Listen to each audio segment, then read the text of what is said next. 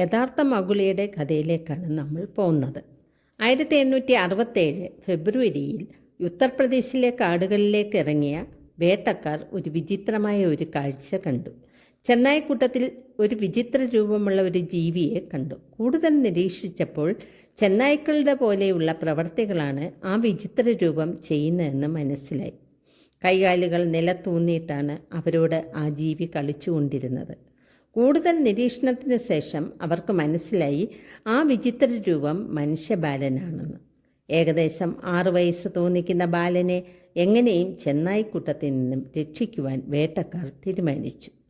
അതത്ര എളുപ്പമായിരുന്നില്ല. അവസാനം ചെന്നായ്ക്കൂട്ടത്തെ വകവരുത്തിയാണ് ആ വേട്ടക്കാർ ഈ ബാലനെ രക്ഷപ്പെടുത്തി നാട്ടിലേക്ക് കൊണ്ടുവന്നത്. ഒരു ഓർഫനേജിൽ അതിനെ ഏൽപ്പിച്ചു. ശനിയാഴ്ച ദിവസം ഓർഫനേജിൽ വന്നതുകൊണ്ട് അവർ അവനെ ശനി എന്നർത്ഥം വരുന്ന ശനിച്ചർ എന്ന പേര് നൽകി. എല്ലാ കുട്ടികളിൽ നിന്നും തികച്ചും വ്യത്യസ്തമായി പ്രവർത്തിക്കുകയാണ് അവൻ ചെയ്തുകൊണ്ടിരുന്നത്. മുഴുവനായും ഒരു ചെന്നായി എങ്ങനെയാണോ ചെയ്യുന്നത് അതുപോലെ തന്നെയാണ് ഈ കുട്ടിയും ചെയ്തിരുന്നത്. കാര്യമായ സംസാരമൊന്നും ഈ കുട്ടിയിൽ നിന്നും ഉണ്ടായിരുന്നില്ല.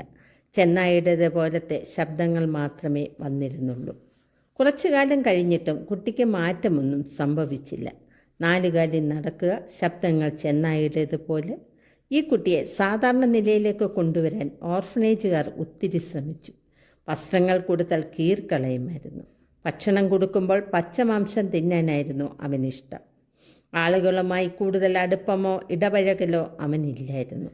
യാതൊരുവിധ മാനസിക വികാസവും അവനിൽ ഉണ്ടാക്കാൻ ആർക്കും സാധിച്ചില്ല.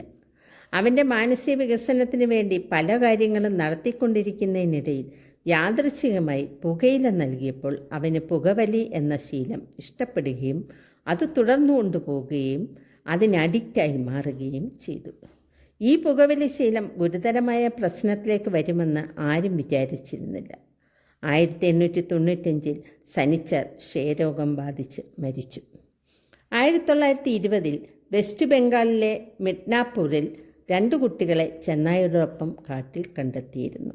ഈ വീഡിയോ ഇഷ്ടപ്പെട്ടെങ്കിൽ ലൈക്കും ഷെയറും ചെയ്യുമല്ലോ.